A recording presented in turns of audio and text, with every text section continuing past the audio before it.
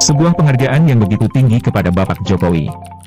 Karena baru pada era Bapak memimpin secara keseluruhan dari Sabang sampai Merauke, dari Miangas sampai Pulau Rote, semua mendapatkan kue pembangunan infrastruktur yang luar biasa. Khususnya daerah kami Sulawesi Utara bisa terjamah dengan proyek-proyek strategis yang belum pernah ada sebelumnya bahkan sejak Indonesia merdeka.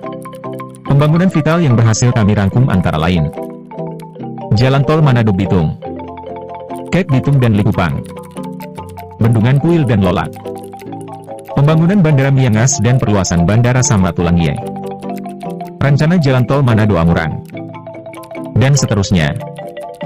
Hal mana akan sangat menunjang pembangunan ekonomi di tahun-tahun dan dekade-dekade yang akan datang.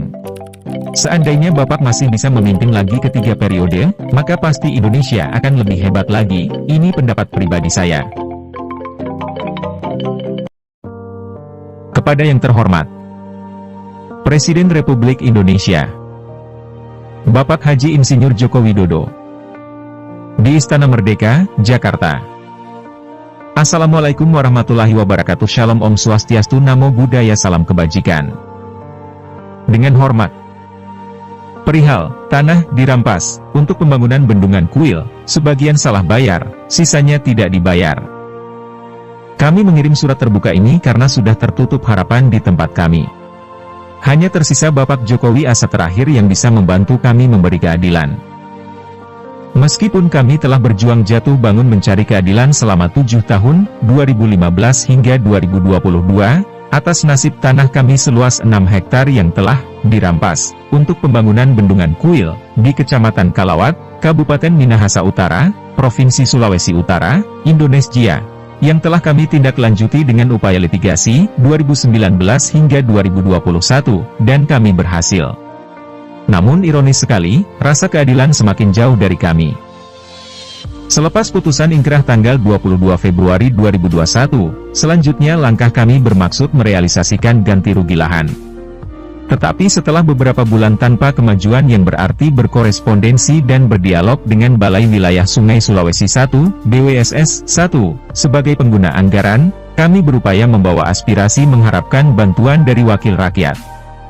Dimulai dari DPRD Kabupaten Minahasa Utara, kemudian terus berlanjut ke DPRD Provinsi Sulawesi Utara, pada medio September 2021.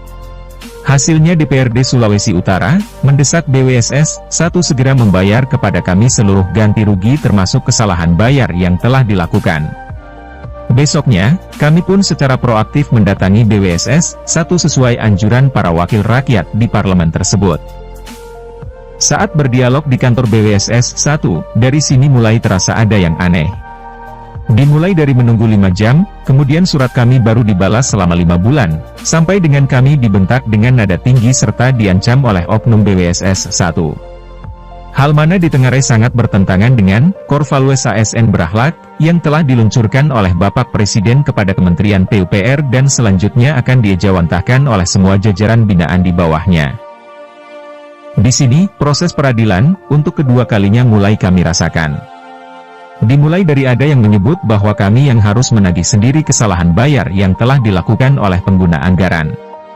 Ada lagi yang berkata bahwa tanda terima surat pencegahan pembayaran adalah tidak otentik. Ada juga dari bagian hukum yang menyebut bahwa tidak pernah menerima undangan dari pengadilan, bagaimana bisa hadir? Ada pula yang berkata bahwa walaupun tanah kami terletak di dataran lebih rendah daripada tanah para tetangga yang berada di perbukitan, baik di timur, barat, utara, dan selatan yang telah terbayar dengan sempurna, tetapi tanah kami tidak dimasukkan ke dalam penetapan lokasi, penlok.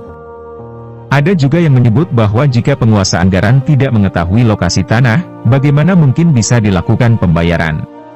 Sampai dengan ada yang berkata bahwa putusan pengadilan hanya merupakan suatu deklarasi, bukan putusan yang memaksa sehingga bisa diabaikan, dan seterusnya dan seterusnya.